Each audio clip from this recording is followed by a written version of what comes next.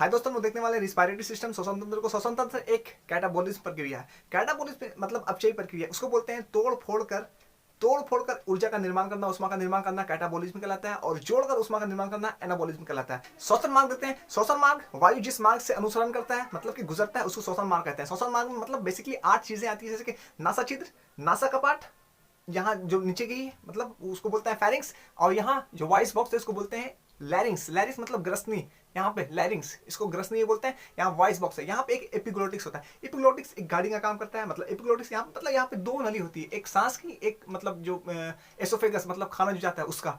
तो वहां पे जो एपिग्लोटिस है ये मतलब गार्डिंग का काम करता है। अगर सांस आ रहा तो खाना वाला बंद कर देगा, अगर खाना आ रहा तो सांस वाला बंद कर देगा। इसको कंट्रोल करता है आप जाके ब्रेन, इसको ब्रेन कंट्रोल करता है। आप देखे होंगे किसी को मतलब खाते खाते मतलब छींक आ गया, सरक गया, तो बोलता है कोई याद किया।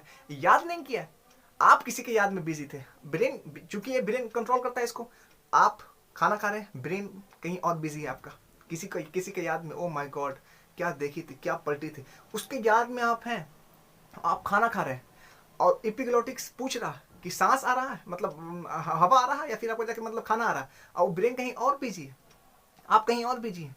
तो खाना मतलब एपिग्लोटिस को पता नहीं चलता है। जहाँ पे वायु आ रहा, मतलब जहाँ पे खाना आ रहा वायु वाला खोल देता है।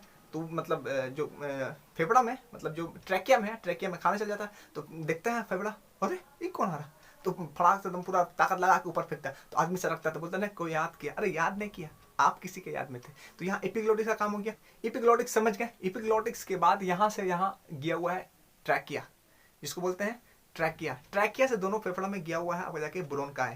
ब्रोनकाई जो आपको दिख रहा होगा, ब्रोनकाई, ब्रोनकाई से जो टहनी निकला हुआ है उसको बोलते हैं ब्रोनक्यूलस। ब्रोनक्यूलस के जो मुंह पे रहता है एल्वियोलिक, गुच्छे नुमा संरचना रहता है एल्वियोलिक।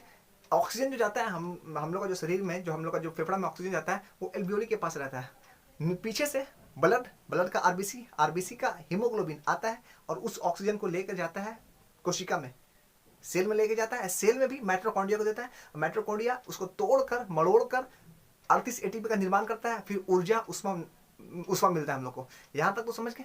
कोरोना में ये जो एल्वियोलिक है, जो गुच्छन में संरचना है, एल्वियोलिक जाम हो जाता है, तो आदमी सांस नहीं ले पाता है, सांस का प्रॉब्लम होता है। कोरोना में एल्वियोलिक ही जाम हो जाता है।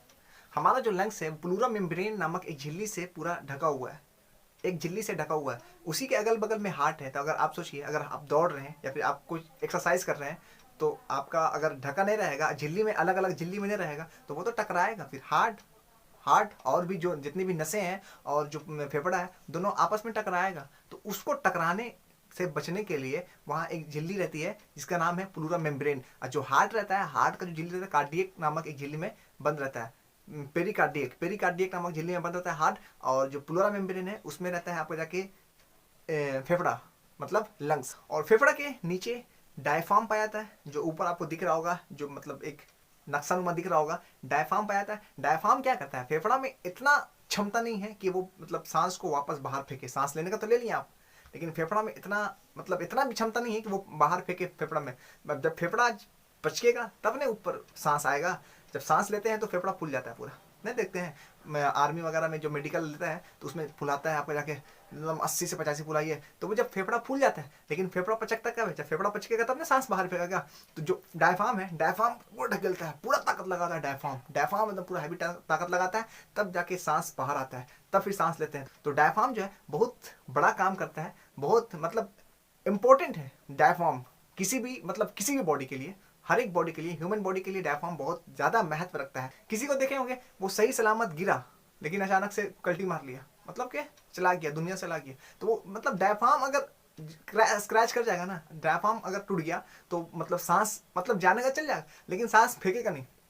तो सांस का आवागमन नहीं होगा, तो फिर इंसान जिंदा रहेगा नहीं रहेगा। तो डायफ्राम का रहना बहुत जरूरी है। आप देखे होंगे, आप लेडीज लोग में जो है, जो फीमेल लोग हैं, जो महिलाएं हैं, महिलाएं में जो डायफ्राम है, डायफ्राम सब में रहता है। लेकिन जब महिलाएं जब प्रेग्नेंट होती है तो वो डायफ्राम जो है, वो डायफ्राम मतलब सही से काम नहीं करता है। तो उसकी जगह पे जो पसलियां हैं दोनों तरफ, पसलियां काम करती है। डायफ्राम का काम जो है, पसलियां काम करती है डायफ्राम का। तो इसलिए जो महिलाएं हैं जो प्रेग्नेंट है उसको मार देना चाहिए। ऐसे तो किसी भी महिलाओं को मतलब होता है ना कि मतलब शराब पीकर आया तो मतलब मार पीट लगा दिया, तो मारना नहीं चाहिए। खास करके प्रेग्नेंट औरत को, प्रेग्नेंट महिलाओं को मतलब मारने से परहेज करें। अब हम देखते हैं कि सांस जो हम लेते हैं उसमें कितना नाइट्रोजन होता है, कितना ऑक्सीजन, कितना कार्बन डाइऑक्साइड होता है। तो जो हम लोग सांस लेते हैं, जितना वायुमंडल में जितना भी चीजें हैं सभी लेते हैं। वायुमंडल में 78% नाइट्रोजन है, 21% ऑक्सीजन है और 0.03% कार्बन डाइऑक्साइड है। मेन यही है जो पूरा घेरे हुए है। तो वो जो वायुमंडल में है वो हम लेते हैं सांस के अंदर, सांस के जरिए अंदर लेते हैं। तो कार्बन डाइऑक्साइड 0.03 लेते हैं, नाइट्रोजन 78% लेते हैं, ऑक्सीजन 21% हम लोग लेते हैं। लेकिन जो छोड़ते हैं, नाइट्रोजन 78% लिए तो 78% छोड़ दिए, ऑक्सीजन 21% लिए लेकिन छोड़े कितना, 17%। ठीक है। और जो कार्बन डाइऑक्साइड लिए हैं 0.03%, उसको जो छोड़े 4.6 अप्रॉक्स, उसके हिसाब से हम लोग छोड़ते हैं, 4.6 छोड़ते हैं।